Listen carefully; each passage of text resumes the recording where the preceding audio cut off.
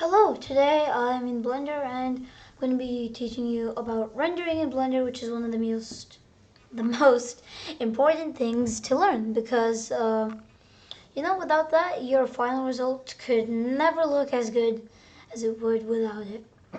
So let's just hop right into it. Okay, so to show you how to do this, I'm going to use an example. I made something, see, let's just, okay, let me just cut to when I find it. Okay, here it is. I've already done some setting up. So as you can see, this is an earth, right? You might not be able to see actually. It's just my background, and then here's a few stars, kind of like, nighttime. So what I did, what I did here is to show colors. I went into my viewport shading tab, which I'm clicking on, and it's being a bit slow. Okay, there we go. And for final renders, it will go into this tab, right?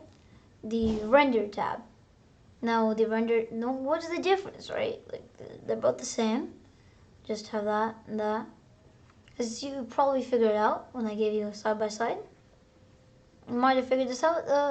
There are no shadows in this preview mode, right? Viewport shading. It's often used as a preview mode, as I was saying. And if you go into your render mode, then voila, there's shadows and there's light. You have to use lights like these lights, 1, 2, and 3. And okay, so yeah, you have to use lights to make light, and there will be shadows, and it will be calculated like that. But as you can see, these shadows do not look very good. Like they're all a bit hazy sometimes, not very circular as they should be, because these are spheres and their shadows should be circular. But that doesn't look like it's very jagged. That's because this is not perfect. Now, by default, when you go into any of these modes, right, your shadows in the render view mode are powered by a render engine, as you can probably see to my right, because I recorded this one time earlier and I messed up, so hopefully I don't do that again. Okay, so yeah, your render engine right there is set to Eevee. Now, Eevee is a real-time rendering engine which lets you render in real time. Thing is, it's not perfect. Since it has to be so quick, it's not perfect. Now, if you want perfection, you can go to cycles. Now, cycles might take a few minutes to load. Oh, Blender's not responding. Yeah, some computers can't handle it because if the scene is like gigantic and you have lots of lights and you're messing around with stuff, some computers just can't handle it with the graphics cards and stuff. But I'm happy mine can with this with the cycles rendering engine. Changed it from Eevee to cycles. Now cycles, as you can see, is a lot slower to give the same result. Now cycles, one way to speed up cycles is to change it from CPU, which will be your default, to GPU compute. Most of the time, the graphics card is faster than the CPU. And if you don't have GPU compute, then just leave it on the CPU. Nothing you can do, Alright, so let's talk about what's different. Cycles is not real time. It is very slow. I mean, depending on what scene and but it's a lot slower than Eevee, right? Eevee is like zoom, it's quick. Cycles may take a lot longer, depending on your circumstances, your hardware, and your scene. But here we are. So cycles actually is not real time. It's slower, but it calculates it like like light in the real world, right? So in the real world, there's light from the sun, for example, and it bounces off, and it just, the sun rays come here, bounce off, let's say a tree, and then it bounces off your house, right? And it keeps on bouncing, and just until at some point, I don't know that much, but it keeps on bouncing, right? That's how light works, apparently. But that's how they do it in cycles. But in Eevee, of course, it's not like that. It's an estimate, right? Okay, so now I can tell you about your viewport, right? Your sampling, sorry. It's a much better word.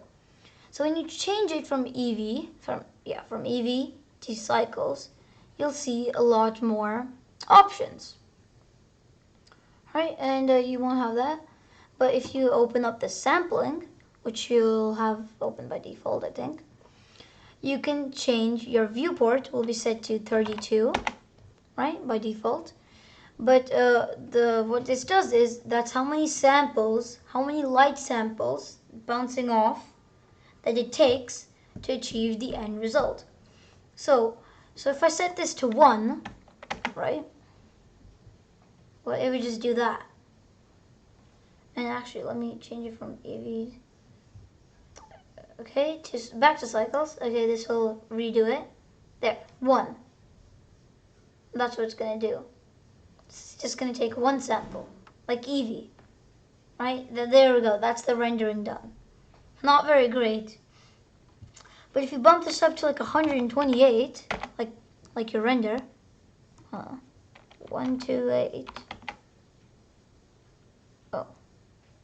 See, it's going to go on the top of your screen until 1128.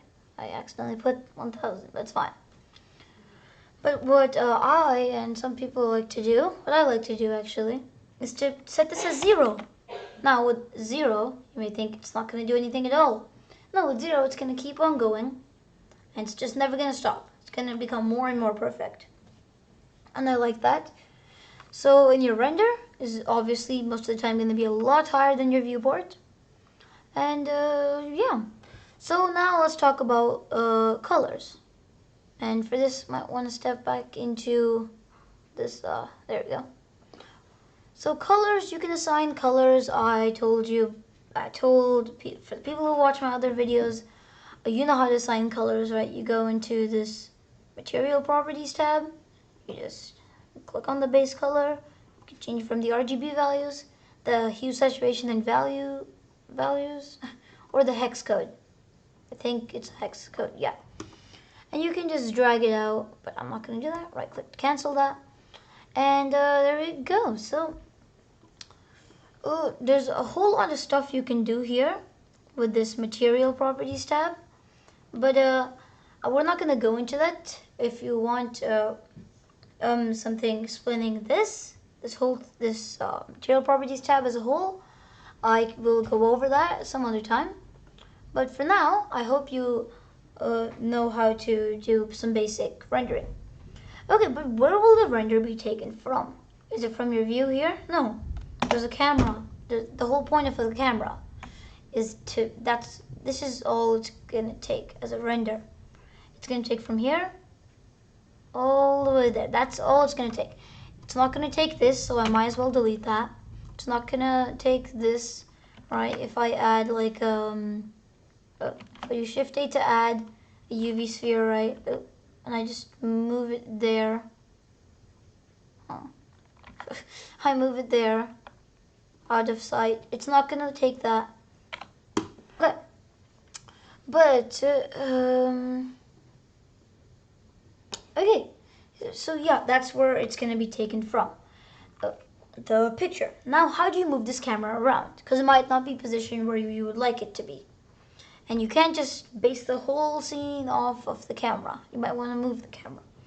So, some ways you can move the camera. You can do G to grab, R to rotate, and S to scale. I don't think scaling does much.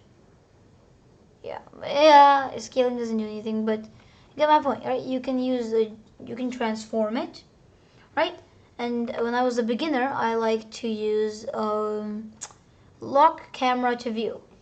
So when I would scroll in and out, the camera would go with me.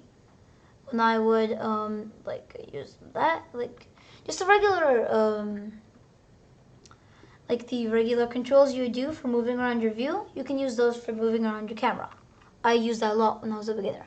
But then I learned about this. If you hit Shift and the tilde key, which is the key above Tab, then you'll get into this. So if you kind of like a first person shooter game, kind of like that.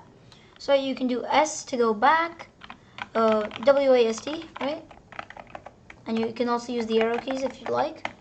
And let's see, and there's all the, if I just right click to cancel that, there are all of these at the bottom, right?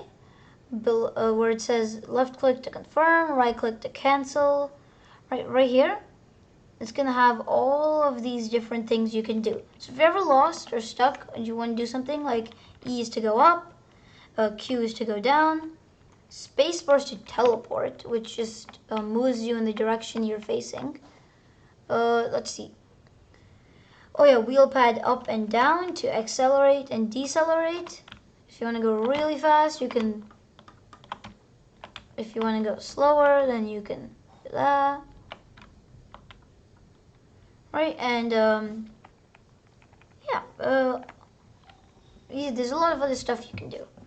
Alright, I think that's all you would need to know to do a render, besides, me forgetting and telling you how to actually render. So the way you render is to hit render up here on the top, render image, or you can use the shortcut F12.